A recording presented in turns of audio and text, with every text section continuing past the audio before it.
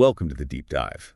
Today we're peeling back the layers on something that really touches almost everyone. The connection between our finances and our overall well-being, especially stress. It's a huge connection.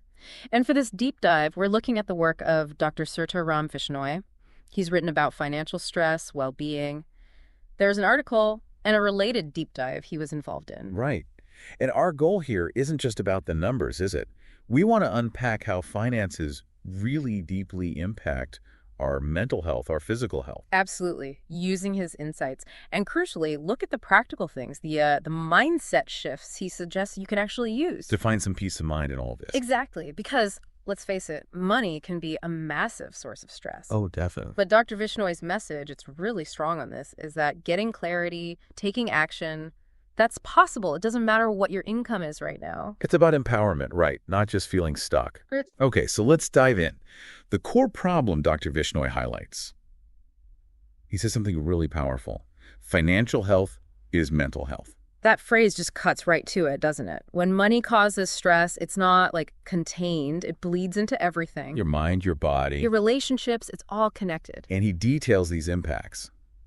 So mentally, we're talking anxiety, depression, feeling hopeless. Yeah, feeling completely stuck sometimes, like there's no way out. And the physical side is pretty stark, too. Things like insomnia. I can see that. Lying awake, worrying. Totally. Insomnia, high blood pressure, even chronic illness links, headaches, just feeling tired all the time, muscle tension. Your body is literally carrying that stress. It really is. And behaviorally, you get increased cortisol, that stress hormone. Which can lead to, what, unhealthy coping? Emotional eating, maybe? Or avoiding things. Reduced productivity, definitely. Yeah. Lower self-esteem. Yeah. It chips away at you. And then relationships suffer too, right? Money's a huge source of conflict. One of the biggest. That constant underlying tension, it really strains things. So when this isn't just a blip, when it's chronic, Dr. Vishnoi mentions burnout. Burnout, yeah. Decision fatigue. Like, every single choice feels monumental and draining. Because the stakes feel so high. Exactly. And just this pervasive feeling of helplessness. Wow. Okay, so understanding that deep connection, that's step one. You have to see how intertwined it all is. It's absolutely fundamental. You can't really tackle the stress effectively until you grasp how it's affecting your whole life. Right. So we've laid out the problem. It's significant. But the good news is Dr. Vishnoi's work is very focused on solutions, on taking back control. Yes, it pivots quickly to empowerment. What can you do? Tangible things. Okay, first step sounds simple, but maybe it's not. Acknowledge your financial stress. It's crucial. You have to actually name it. What's the source? Is it debt? Is it your job situation? Unexpected bills piling up? Maybe spending habits? So pinpointing it. Yeah, because then it's not just this vague, scary cloud of worry. It's a specific thing you can start to address. Okay, acknowledged. What's next? He talks about a budget. Create a simple budget. And look, I know budget can sound restrictive. Like a financial diet. Right. But the way Dr. Vishnoi frames it, it's about clarity. It's about control, not deprivation. Seeing where the money actually goes. Exactly. That insight helps you set priorities and naturally helps curb, impulse buys. And it's key for starting to save, even just a little. And there are tools for this. Apps, spreadsheets. Oh, tons. Lots of free options out there that make it way less daunting. Good. Okay, so budget gives clarity. Then set realistic financial goals, the key word being realistic. Absolutely. Break big goals down. He gives examples like maybe aiming to save just, say, 500 anais a month for emergencies. Okay, that sounds doable. Or focusing on paying off one specific credit card in like 6 months. Or even just limiting online shopping to once a week. Small steps. Because the small wins build momentum. Huge momentum. They build confidence. They show you, okay, I can do this. Makes sense. Then there's the emergency fund. That sounds like a big stress reducer. It's massive for peace of mind. Having that buffer for the unexpected, car breaks down, medical bill. Yeah. The ideal is often, 3 to 6 months of expenses. But Dr. Vishnoi stresses if that feels impossible, just start. Even a small amount helps. A few hundred, 1,000 rupees. It's a psychological safety net. It lowers the panic level when surprises hit. Okay. Now, debt. That's often a huge stressor. How does he suggest tackling that? Tackle debt strategically. First step, list it all out. Everything. Facing the beast. Can be tough, but necessary. Then you prioritize. He mentions common methods, like the debt snowball. Paying off the smallest ones first for motivation. Right. Quick wins. Or the debt avalanche, where you target the highest interest rate first, saves more money long term. Which one's better? Honestly, the one you'll actually stick with. Consistency is key. Got it. And if it all just feels like too much? Then seek professional advice. And frame it that way, getting expert help, not admitting defeat. Who can help? Financial advisors. Advisors, credit counselors for debt plans, financial planners for a bigger picture. Lots offer free initial chats so you can explore options. Okay, so that's the practical side. Acknowledge, budget, set goals, save, tackle debt, get help if needed. But you mentioned mindset earlier. That's just as important. Absolutely critical. Dr. Vishnoi really emphasizes this. The practical steps work best when combined with the right mental and emotional approach. Okay, like what?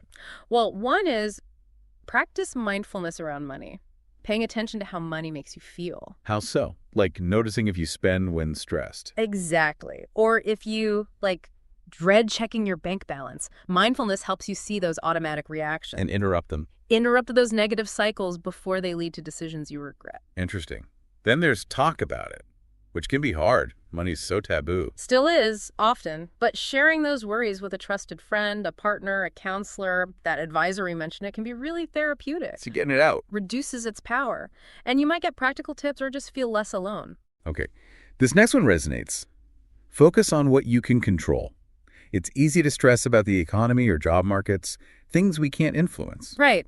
But Dr. Vishnoi points out, you can control learning about finance, cutting unnecessary costs, sticking to your goals, even your attitude. Shifting focus from the kernel to your own actions. It's incredibly empowering, takes you out of that victim mentality. And, related to that, practice self-compassion. Because it's easy to beat yourself up over money mistakes. So easy. He really stresses being kind to yourself like you would be to a friend in the same boat. Avoid the harsh self-talk. Recognize financial struggles are common. Focus on moving forward, learning, improving, not on shame about the past. That's important. Then cultivate gratitude. How does that fit in? Well, when money's tight, your brain naturally focuses on lack, right? On what you don't have. Yeah. So consciously taking moments to appreciate what you do have, health, family, a roof over your head, even small wins, it shifts your perspective away from scarcity towards contentment. Pulls you out of that anxiety spiral a bit. Exactly. And finally, there's mindful spending, bringing that awareness right to the point of purchase. So before you buy something, Pause. Ask yourself, do I really need this? Does it align with my goals, my values? creates a buffer against impulse buys. Make spending intentional, not just reactive. Okay, so we have the practical steps, the mindset shifts. What about specific tools or building long-term strength? Yeah, Dr. Vishnoi covers that too. Building sustainable well-being. He mentions using specific mental health tools for financial stress. Like what kind of tools? Simple things like breathing exercises, just taking a few deep breaths before you open bills or make a big money decision, calms the nervous system. Yeah. Journaling can be great too. Track spending triggers, explore feelings around money. And for deeper stuff, maybe beliefs from childhood, counseling or financial therapy can really help. Financial therapy that specifically targets the emotional side of money. Exactly. The psychology behind your financial behaviors. Interesting. What else for long-term resilience? A big one is invest in financial education. Knowledge reduces fear. Makes sense. The more you understand about personal finance, investing, retirement, The more confident you feel making decisions, less anxiety about the unknown. And there are so many resources, free courses, books, websites. so learn more, feel more in control. Definitely. And building on that, long-term goal setting is key for feeling secure about the future. Like planning for retirement or buying a house. Yeah. Creating that roadmap, maybe with a planner, having a clear direction, really cuts down on future-related anxiety. You know the steps. And finally, he stresses being flexible. Because life happens, right? Job changes, health issues, unexpected stuff. You need to be able to adjust the plan. Exactly. Resilience comes from being able to adapt, to pivot without letting setbacks completely derail you. So wrapping this all up, the takeaway from Dr. Vishnoi isn't really about getting rich, is it? Not at all. It's about awareness, knowing your situation, discipline, building good habits, and having a plan that actually works for your life. It's about reducing that stress to reclaim peace of mind. That's the core of it, building that feeling of security, feeling in control, and knowing you've got support. Like Dr. Vishnoi's quote you mentioned earlier, financial wellness is not a number, it's a mindset. It's about feeling secure In control and supported. That really sums it up. So thinking about it as that mindset, Yeah. security, control, support, here's something to ponder. What's one small, consistent practice you could maybe bring into your life starting this week, even just for 5 minutes a day?